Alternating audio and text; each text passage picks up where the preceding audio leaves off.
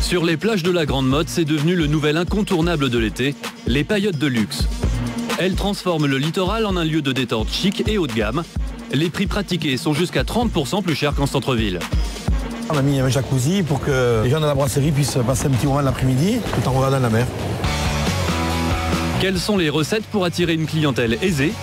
Comment les propriétaires de ces paillotes réussissent-ils à faire en 4 mois suffisamment d'argent pour vivre confortablement toute l'année? C'est une des fiertés de notre pays, alors autant le souligner, la France reste toujours aujourd'hui la première destination touristique au monde, première destination avec 82 millions de visiteurs l'an dernier. Et en été, évidemment, ce sont les stations balnéaires du Sud qui attirent le plus de vacanciers, en l'occurrence les stations du Languedoc-Roussillon. La plus courue, c'est le Cap d'Agde, en second vient Argelès-sur-Mer, et en troisième position, la Grande Motte. Alors, dans ces villes de vacances, il y a une tendance qui se développe de plus en plus aujourd'hui, ce sont les paillotes et les restaurants de plage. Jusqu'à présent, on les trouvait surtout dans les stations chics et branchées comme Saint-Tropez. Mais aujourd'hui, les lieux les plus populaires voient aussi s'installer ces établissements. Alors à quoi ressemblent les coulisses de ces paillotes qui cartonnent pendant l'été? Quelles sont leurs ficelles pour engranger en 4 mois de quoi vivre toute l'année? C'est une enquête signée Olivia Mokiejewski. En tout, à la Grande Motte, il y a 6 paillotes de luxe. Un phénomène qui s'est développé ces 5 dernières années. Aujourd'hui, cette plage populaire est devenue un véritable spot à la mode et attire chaque été une clientèle aisée et branchée. Celui qui est à l'origine de tout ça, c'est lui. Joël Ortiz, le patron de la Voile Bleue. Il est ce qu'on appelle un pionnier. Bon, mais sinon c'est pas mal, vous avez bien bossé là en 4 jours. Quand il arrive sur cette plage il y a 11 ans, sa paillote ressemble à ça. Quelques planches de bois, des chaises en plastique, un petit snack d'à peine 10 tables. Avec son frère, il sert des merguez et des brochettes aux vacanciers.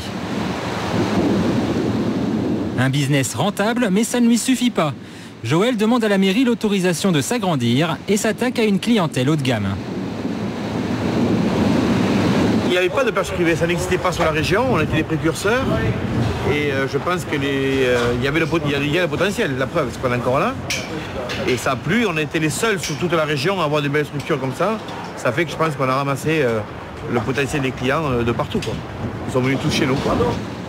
Aujourd'hui, voici à quoi ressemble sa paillote, ça n'a plus rien à voir.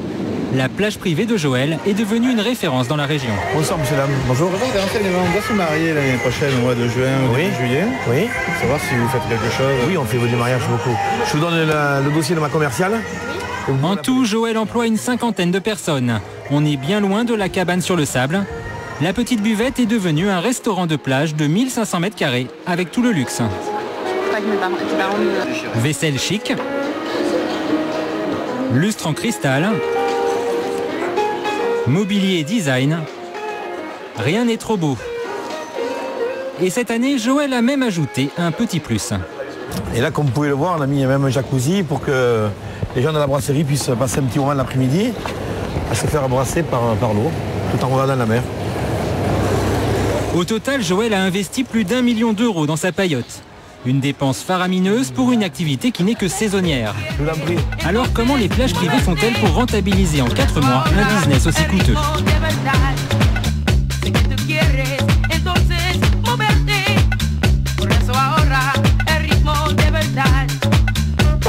C'était bien. Très bonne soirée. Ah, excellente. Oui, Ah oui, très bien. Excellente, dommage qu'elle soit trop courte. Très bien, c'était super. J'ai trouvé ça aussi exceptionnel, c'était bon. Excellente. Surtout les danseurs sur le podium, je l'ai trouvé très intéressante. Impeccable, tout va bien, le son, la vidéo, tout a été parfait. Il y avait super de l'ambiance, c'était génial. Génial. Vivement le trou pour la soirée champagne.